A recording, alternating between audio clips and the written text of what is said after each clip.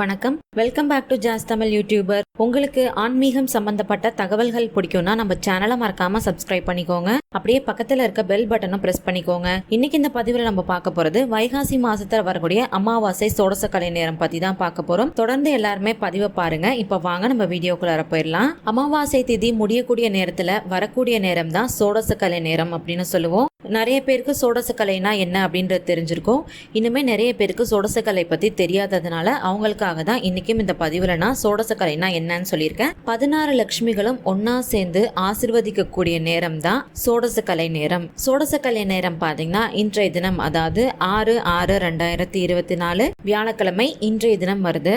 நம்ம எல்லாருமே நம்ம வீட்டுல முன்னோர்கள் வழிபாட்டை கண்டிப்பா சிறந்த முறையில செஞ்சு முடிச்சிருப்போம். இந்த அமாவாசை தினத்துல வரக்கூடிய சோடசக்கலை நேரத்தை நம்ம சரியா பயன்படுத்திக்கிட்டோம் அப்படின்னா நமக்கு இருக்கக்கூடிய கடன் பிரச்சனை தீரத்துக்கு நிறையவே வாய்ப்புகள் ஆனது இருக்கு. இன்றைய தினம் இந்த அமாவாசை சோடசக்கலை நேரமானது எப்ப வருது, எந்த நேரத்துல வருது, நம்ம எப்படி வழிபாடு செய்யணும் அப்படிங்கறது தான் இப்ப நம்ம தொடர்ந்து பார்க்க போறோம். முதல்ல அமாவாசை திதி எப்ப முடியுதுன்னு பார்த்தலாமா? இன்றைய தினம் அமாவாசை திதி முடியக்கூடிய நேரம் அப்படின்னு பாத்தீங்கன்னா 6:40 மணியோட முடிஞ்சிருது. அப்ப சோடசக்கலை நேரமானது எப்ப ஆரம்பிச்சு எப்ப முடியும் அப்படின்னு பாத்தீங்கன்னா 5:40 7:40 மணி வரைக்கும் தொடர்ந்து 2 மணி நேரங்கள் இந்த அதி அற்புதமான சோடசக்கலை நேரமானது இருக்கு.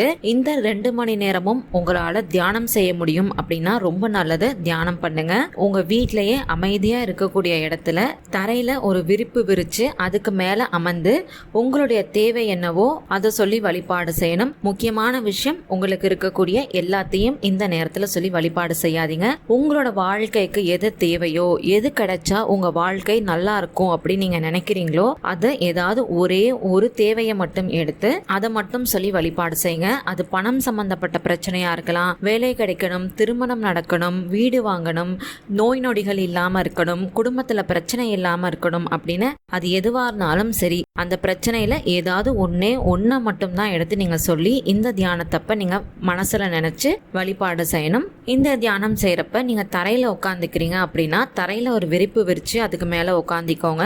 ஒருவேளை உங்களால தரையில அமர முடியாது அப்படிங்கிற பட்சத்துல ஸ்டூல்லையோ இல்ல சேர்லயோ நீங்க உட்காந்துக்கோங்க. அதுக்கு மேல ஒரு விரிப்பு விரிச்சு அதுல உட்காந்துக்கலாம். அதுக்கப்புறம் உங்களை சுத்தி இருக்கக்கூடிய இடம் வாசனை நிறைஞ்சதா இருக்கிறது ரொம்ப நல்லது. அதனால ஊதுபத்தி, சாம்பிராணி இதெல்லாம் ஏத்தி வச்சுக்கோங்க. அதுக்கப்புறம் மண் அகல் விளக்குல நல்லெண்ணெய் ஊத்தி தீபம் ஏத்தி வச்சுக்கோங்க.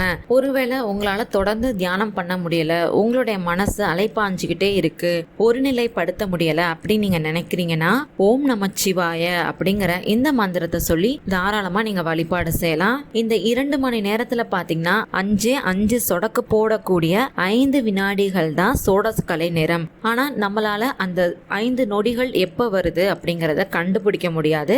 அதனாலதான் தொடர்ந்து 2 மணி நேரமுமே இந்த வழிபாடை மேற்கொள்ளுங்க அப்படின்னு நான் சொல்றேன். இந்த அமாவாசை திதியில வரக்கூடிய சோடசக்கலை நேரத்தை பயன்படுத்தி நிறைய பேரு கடன் பிரச்சனைகள் தீர்ந்திருக்கு அப்படின்னு சொல்லியிருக்காங்க. நிறைய பேருக்கு அவங்களுடைய தேவைகளுமே பூர்த்தி ஆயிருக்கு அப்படின்னு சொல்றாங்க. நம்மளுமே இதை முயற்சி பண்ணி பார்ப்போம், நமக்கும் நல்ல பலன்கள் கிடைக்கும் அப்படிங்கிற கருத்தோட இன்னைக்கு இந்த பதிவை நான் இங்க நிறைவு செய்யறேன். உங்களுக்கு இந்த பதிவு பயனுள்ளதா இருந்துச்சுன்னு நினைச்சீங்கன்னா மறக்காம லைக் பண்ணி, ஷேர் பண்ணி, கமெண்ட் பண்ணுங்க. அது மட்டும் இல்லாம உங்களுக்கு ஆன்மீகம் சம்பந்தப்பட்ட என்ன மாதிரியான பதிவுகள் வேணும் அப்படின்னு நினைக்கிறீங்களோ நம்ம சேனலோட மெயில் ஐடியிலயோ இல்ல கீழே இருக்க கமெண்ட் பாக்ஸ்லயோ எனக்கு தெரியப்படுத்துங்க. அந்த மாதிரி பதிவுகளை வரக்கூடிய நாட்கள்ல நான் தரேன். நன்றி, வணக்கம்.